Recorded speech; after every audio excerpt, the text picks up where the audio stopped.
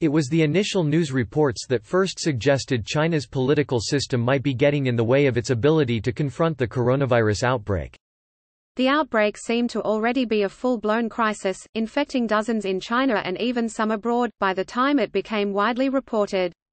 This seeming delay was of a familiar pattern in China, one suggesting that local officials may have played down early warning signs or simply did not coordinate enough to see the problem's scope. While outsiders might suspect an attempted cover-up as the cause, experts see something much more worrying: weaknesses at the very heart of the Chinese system. Its rigidly hierarchical bureaucracy discourages local officials from raising bad news with central bosses whose help they might need. And it silos those officials off from one another, making it harder to see, much less manage, the full scope of spiraling crises.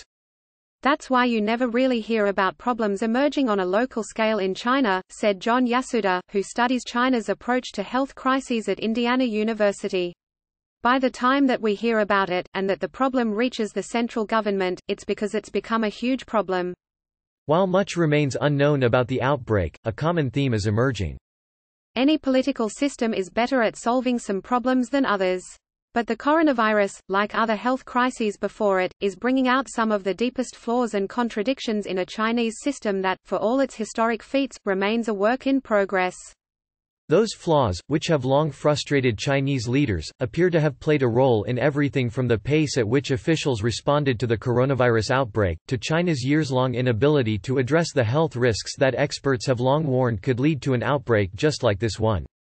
While the country is now mobilizing a nationwide response, one of the system's strengths, the incident is already a lesson in the political weak points that can bring grave consequences for China and, as infections spread, the world. When you look at the coronavirus, it looks a lot like what happened with SARS. It involves a very similar template. Mr. Yasuda said. The SARS epidemic, which killed hundreds of people in 2002 and 2003, initially spread unchecked when local Chinese officials minimized early reports. Their fear was not public unrest, it later emerged, but getting in trouble with the party bosses who controlled their careers. Guan Yi, a professor of infectious diseases in Hong Kong who helped identify SARS, has accused Chinese authorities of once more delaying action, including by obstructing his own efforts to investigate the outbreak. This is a continuous theme in central-local relations in China.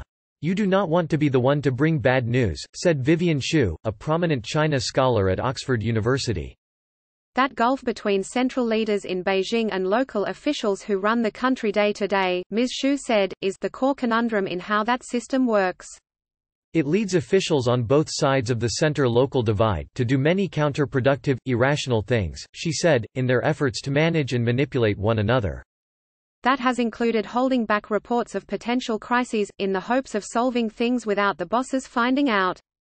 At the same time, China's quasi-imperial system leaves the top party bosses in Beijing with little direct power over what happens in the provinces. Policy proclamations are sometimes ignored or defied, other than promoting or punishing subordinates. The two ends of the system are engaged in a constant push-pull dynamic, putting them occasionally at odds, particularly in moments of crisis, when each is looking to blame the other. This has been an issue throughout China's modern history, Ms. Xu said, with power fluctuating between the center and the periphery. Xi Jinping, China's current leader, has sought to centralize power, setting up Beijing-based working groups to exert more control outside the capital. But the system's underlying contradiction remains.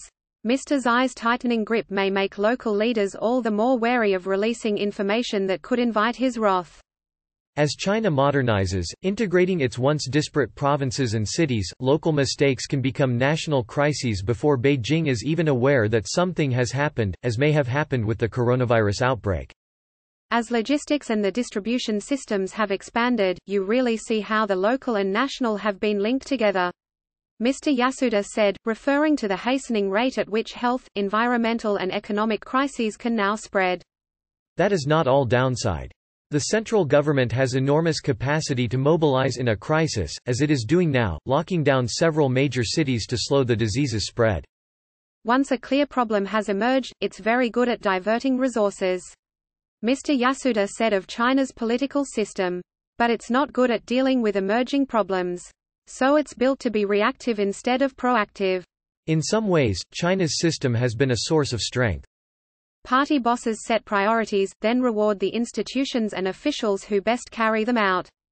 And since the days of Mao Zedong, China has operated under a system known as fragmented authoritarianism, in which even the most local leaders have near absolute authority over their remit.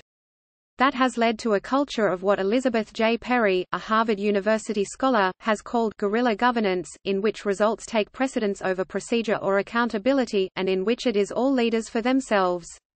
This approach is seen as crucial in having enabled China to lift hundreds of millions of citizens out of poverty and turn itself from global backwater into world power.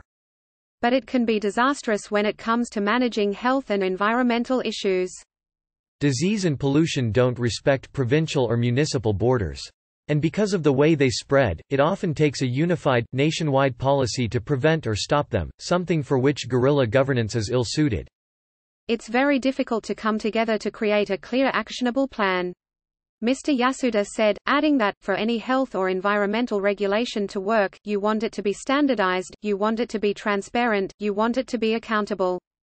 But China's system de-emphasizes those concerns, sometimes to disastrous effect. In the mid-2000s, Beijing demanded a drastic increase in milk production. When factory farms were unable to meet their targets, officials conscripted vast numbers of rural farmers. Some of the farmers, struggling to meet their quotas, watered down their milk, then added an industrial chemical known as melamine to full-quality censors. The tainted milk poisoned thousands of infants. Experts fear a similar regulatory failure may have enabled the coronavirus outbreak. The long-standing inability to clean up so-called wet markets, which are stuffed with livestock living and dead, domesticated and wild. Though the outbreak's cause is still being studied, Wuhan's wet market is considered a prime suspect. The markets have long been considered a major threat to public health, particularly as a vector for transmitting diseases from animals to humans. And they are a lesson in the perils of patchwork, decentralized regulations like China's. While some markets are more carefully policed than others, all it takes is one to cause an outbreak. In another echo of the tainted milk scandal, top-down political priorities provide an incentive to look the other way. Taking down the markets, which are popular, would risk a public outcry. Local officials had every reason to fear that their bosses, who have not made the markets a priority, would punish them for causing trouble. A foundational mission of any political system is to align its leaders' incentives with the needs and desires of the wider public. Democracies seek to do this through the competition of interests, Ms. Xu said, on the belief that inviting everyone to participate will naturally pull the system toward the common good. This system, like any, has flaws, for example by handing more power to those with more money. Within China, Ms. Xu added, the common good is seen as something that should be designed from above, like a watch being engineered to run perfectly. But sometimes the watch can be designed in ways that harm the public good. In 2001, for instance, Beijing ordered provincial officials to reduce water pollution from factories. Many provinces simply moved the factories to their borders, ensuring pollutants would flow into the next district. Nationwide, water pollution worsened. So far, the coronavirus outbreak seems to highlight both the strengths and perils of China's model. Beijing, apparently having learned from the SARS epidemic, has pushed for faster and more drastic action. But the same systemic problems, from gun-shy local officials to weak health regulations, appear to be recurring as well, a reminder that the system remains, Ms. Xu said, a work in progress.